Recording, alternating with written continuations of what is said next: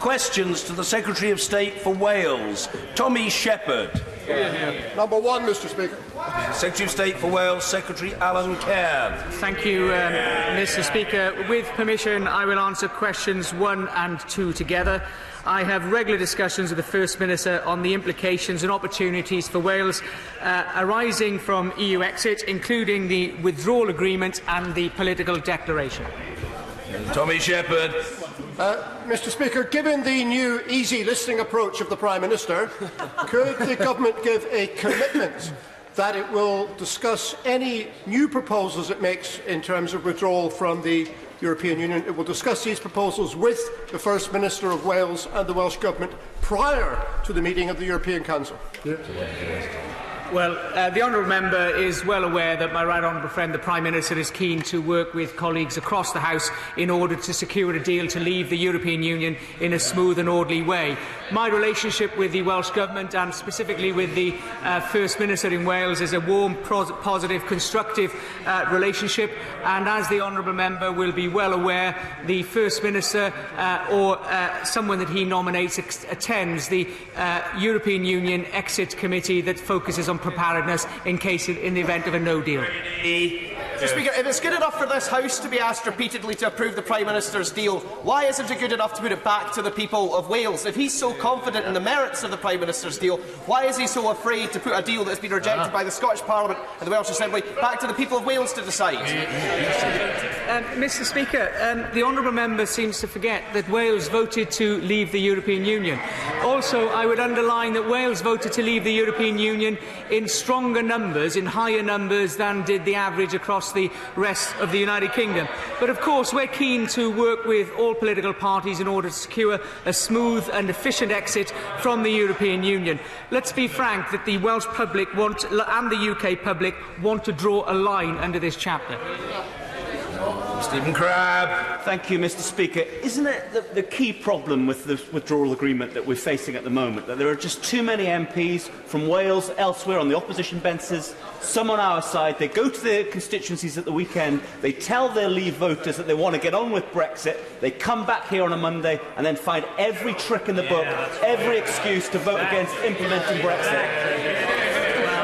I'm grateful to my right honourable friend. He's absolutely hit the nail on the head, and I'm grateful for his support. He is well aware that last Friday the opposition voted against the withdrawal agreement, having previously said they had no differences with the withdrawal agreement. That seems to demonstrate they are seeking to create as much chaos as they can rather than acting in the national interest. Mr. David Jones. Thank you, Mr. Speaker. Can my right honourable friend confirm that in discussing the withdrawal agreement with the Welsh First Minister, he has made clear the government's position, which is to rule out participation in the customs union?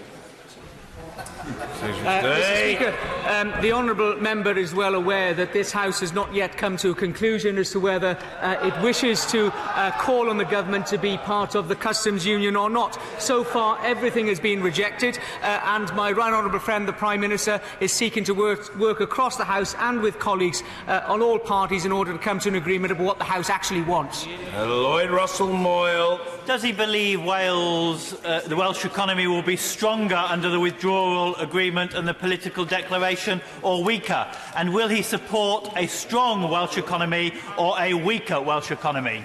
Mr. Speaker, I think that with the actions of the government's planning, I'm optimistic about our prospects outside of the European Union. Having travelled internationally in Japan just some weeks ago, in China at the end of last year, I'm encouraged by the interest that has been shown in the UK economy, and I believe that Wales and the UK economy will be prosperous outside the European Union. Liz Saville Roberts. The Secretary of State told my colleague, the honourable member for Carmarthen East and Dynevor, on record in Welsh Affairs Select Committee 2 days ago, that he didn't want to be in a situation where there is no deal. Could he explain to Welsh food producers and manufacturers why there are press reports after yesterday's Cabinet meeting that he was for a short delay? And that is, of course, shorthand for supporting no deal. Mr. Speaker, the honourable lady is seeking to draw me on private discussions within cabinet meetings. Of course, she knows that I would not be drawn on that. What I said on the record on Monday, I would happily say on the record now. I don't want to be in a no-deal position, and that's the reason I voted for a deal.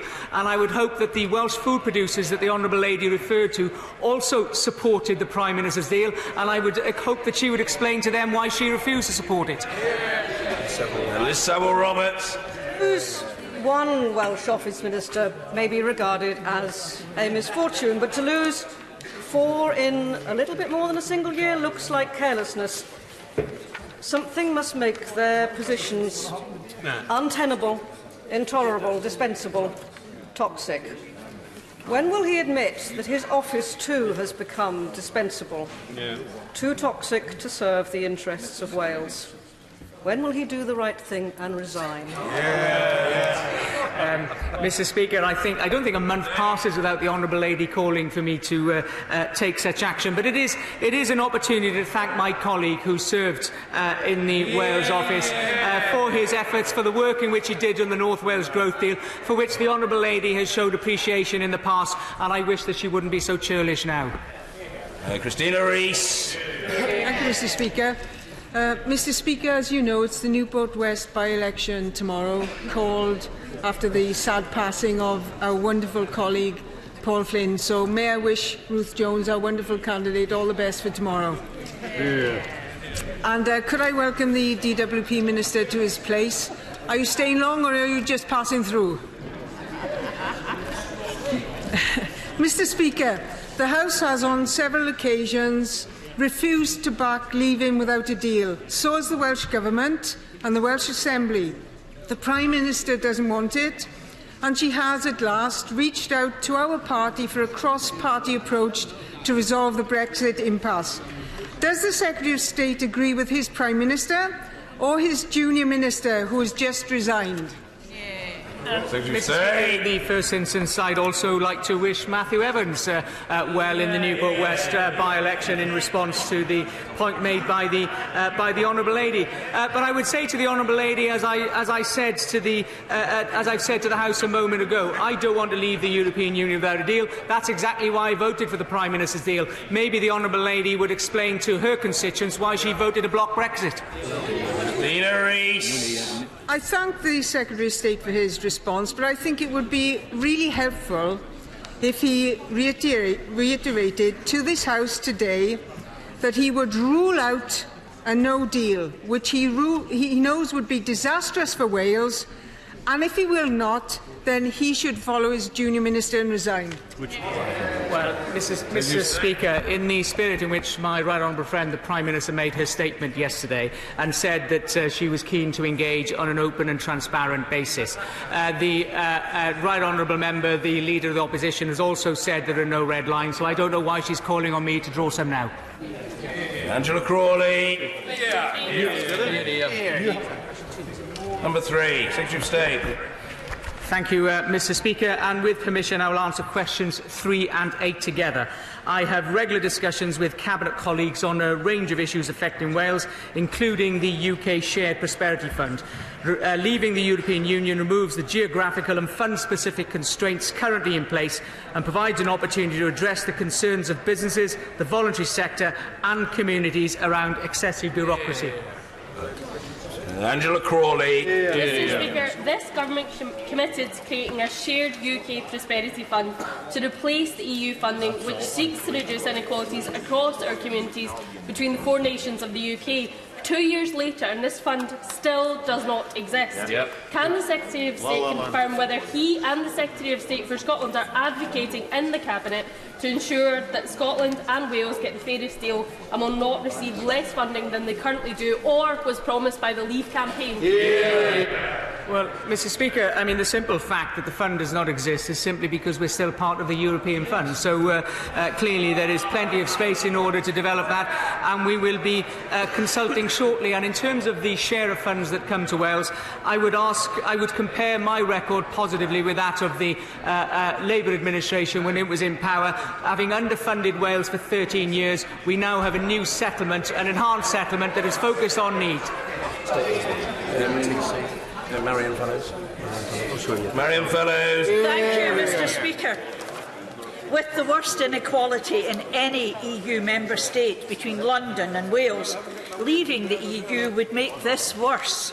Can the Secretary of State confirm that he is working to ensure the Shared Prosperity Fund delivers for Wales, which can only be done by decisions being made in Wales, and that devolved governments don't get sidelined?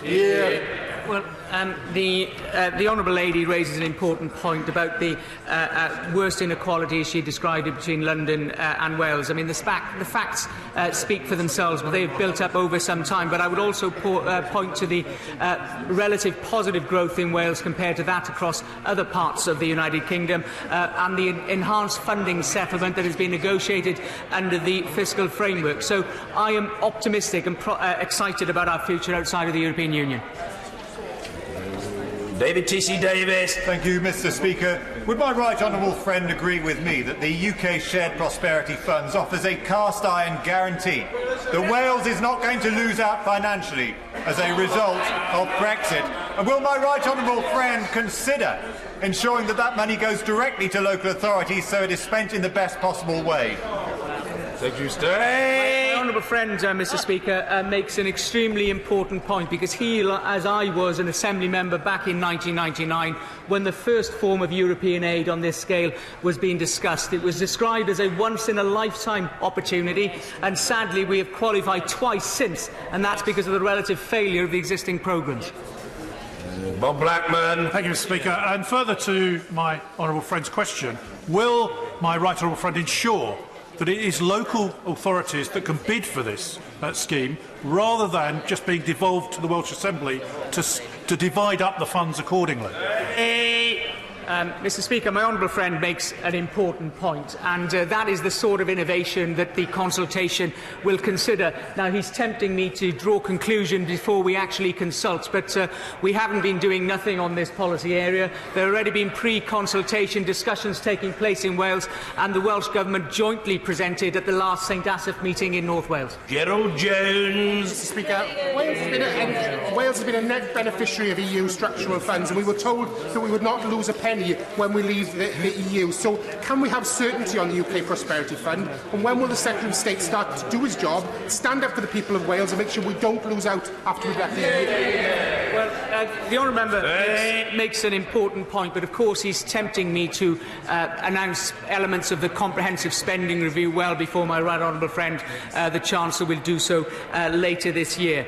But communities have said that the £4 billion that have been has not changed communities in the way that they wanted it to. So this is an opportunity to introduce a much more innovative, proactive approach that responds to the private sector, the voluntary sector and local authorities in a much more local way.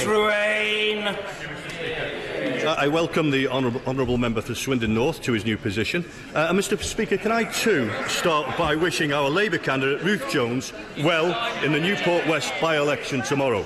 Mr. Speaker, there have been more than just the one meeting on Shared Prosperity Fund in Wales. There have been 5 meetings. But the consultation hasn't started. 5 meetings in Wales. MPs were neither informed or invited to these meetings, even if, like me, they were held in their own constituency. Can I ask the honourable member, does he view MPs from all sides as stakeholders in the Shared Prosperity Fund?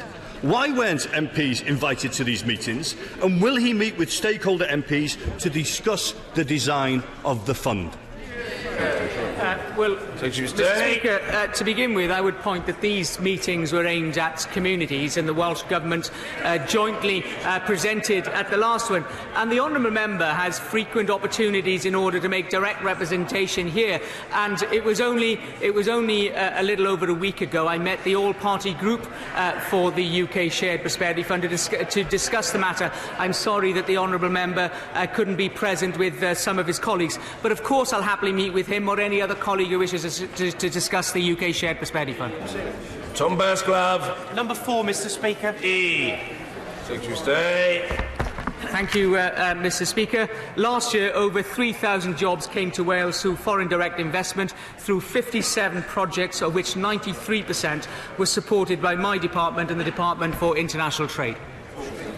Tom Bursclave. Given the recent showcasing of the Welsh investment portfolio at the MIPIM conference, what steps is he taking to try and lever in further foreign direct investment into Wales in what is undoubtedly a key nation as part of this global economy? Mr. Speaker, my honourable friend is a strong advocate for foreign direct investment in his constituency and in all parts, and he rightly points out that the Department for International Trade promoted a Wales capital investment programme at MIPIM conference for the first time. It's a great demonstration of Whitehall departments working closely with local authorities. There's been extremely positive feedback from both the local authorities themselves, from both investors, and we're now working through those leads in order to see which projects can land. No deal wouldn't just have an impact on foreign direct investment. It would also, on the government's own figures, leave the Welsh economy 8% smaller over 15 years. So can the Secretary of State clear up any ambiguity about his own attitude to no deal and say clearly today there are no circumstances whatsoever in which he would back no deal? Mr. Speaker, the honourable member is quite selective in terms of the quotes that he's making about foreign direct investment, because he will be well aware, as the House will be, that the latest figures available show that the UK had the third highest stock of foreign direct investment in the world after the US and Hong Kong. So clearly the UK's record in FDI is strong, and Wales's record, I suggest, is stronger than most of the rest of the part of the UK. Honourable friend ensure that every single UK trade delegation overseas sings the song loudly and proudly that Wales is and will continue to be open for business? Well, I'm grateful to my honourable friend for his question, because he rightly is rightly aware of the great record that Wales has of attracting inward investment. There are more than 60 Japanese companies, for example, in Wales. That's why I was there just some weeks ago, not only talking about existing investments, but also talking about the potential for new investments for the UK outside of the European Union. The Secretary of State will be aware that the Irish government have recently reopened their consulate in Cardiff.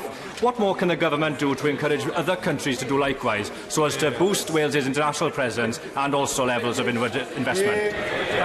The honourable member makes an important point, and we discussed it at the Welsh Affairs Select Committee on Monday, and paid tribute for his persistence in this matter. He rightly pointed to the Irish government opening an office in Cardiff, and we would encourage other governments to do so, and I'm happy to meet and work with him to see who should be our target nations to attract to Wales and to Cardiff. Thank you very much. Christian Matheson. Question 5, sir. D. Secretary of State. Mr. Speaker, I have regular discussions with the Welsh Government's Minister for the Economy and Transport on a range of matters, including infrastructure in Wales.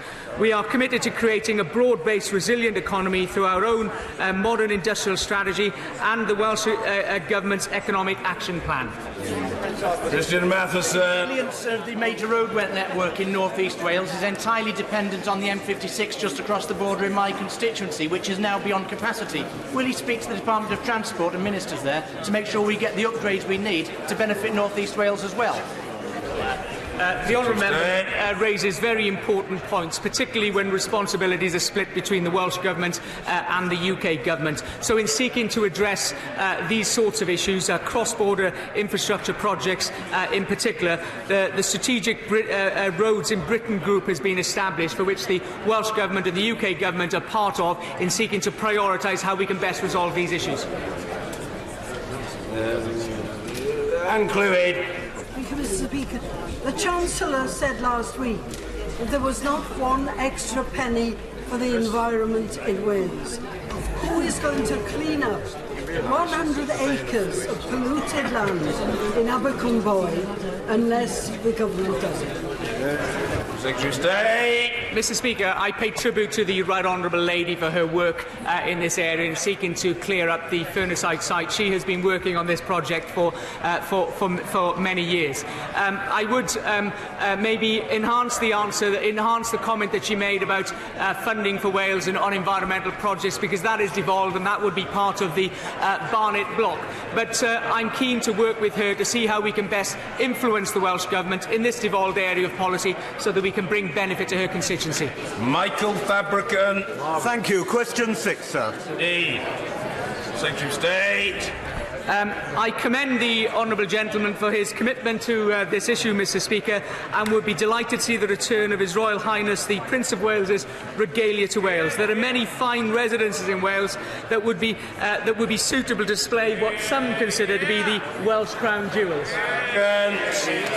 Well, as you will know, Mr. Speaker, the whole question on Welsh people's lips is not Brexit, it's the royal regalia. And does my right honourable friend not agree that there are many suitable locations, perhaps Carnarvon Castle, or even better, the National Library of Wales in Aberystwyth, which has a secure place to store them?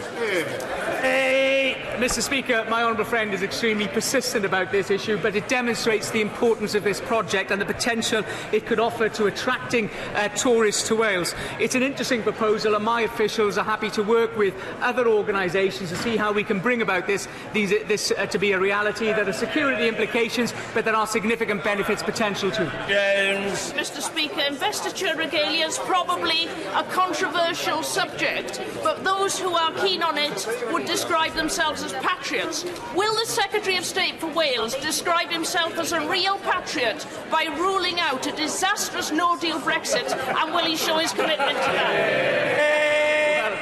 Mr. Speaker, I'm a passionate patriot for Wales, and as I would hope that the honourable lady would recognise.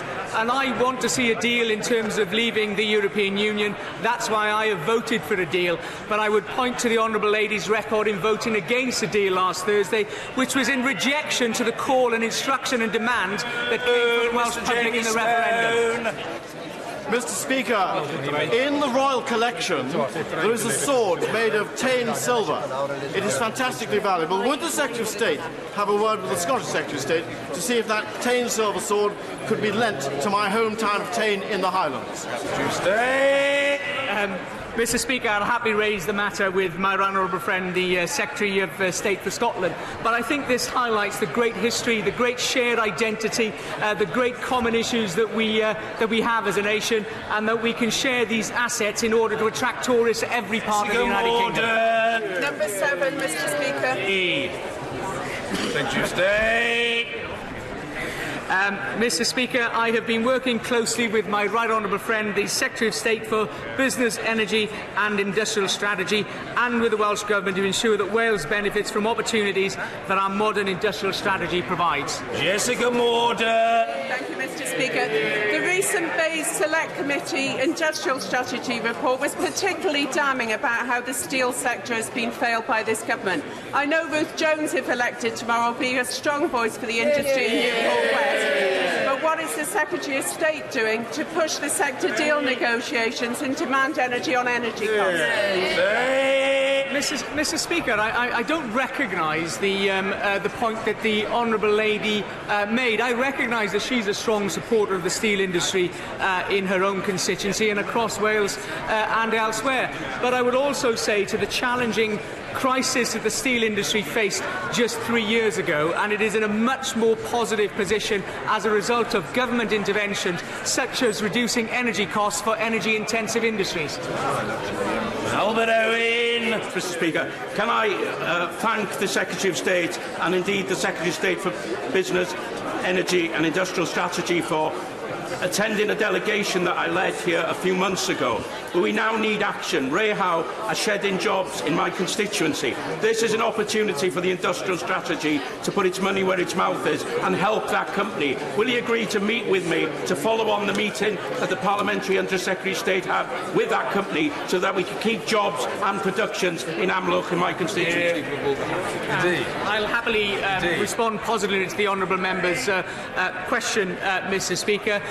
He is a champion for Anglesey, and I think we recognise that. And since we had our meeting on Ulva Newydd, I've had the opportunity to meet the chairman of Hitachi in order to press the importance of the case, to impress the support that comes from the local authority, from the Assembly member and from the Member of Parliament, and that demonstrates a joint coordinated approach. Thank you. Question 11. With permission, Mr. Speaker, I'll answer question 11 and 13 together. Universal credit is available at every job centre in Wales. Our welfare reforms are incentivising work and supporting working families. In the last 12 months alone, the employment rate in Wales has increased by 3.4%, the largest in any area of the UK. Considering that pension poverty is higher in Wales than it is in any other country in the United Kingdom, what assessment has the Minister made of the change to rules for mixed-age couples who will lose up to £7,000 in pension credit? Minister! It isn't right that those of working age should be accessing pensioner benefits, but under this government we have delivered the triple lock pension support that's given an extra £1,600 a year to pensioners. Motion to Cordova. Mr. Speaker, can the Minister set out what discussions he is having with the Secretary of State for Work and Pensions on making it easier for private rented sector tenants in Wales to be able to have their housing element of universal credit paid directly to the private landlord? Mr. Speaker, I can confirm I have regular discussions with the Secretary of State for DWP on this subject, and it's an area that she is incredibly passionate about, and we are making it easier, particularly for those on legacy benefits that were already having direct payments. Ms Evans. This will receive an assurance from the Secretary of State for Work and Pensions that the Social Security freeze will not continue after 2020. I can confirm to the honourable member that is the default position, that it was a 4-year position. This is the final year, and we will continue to share the benefits of the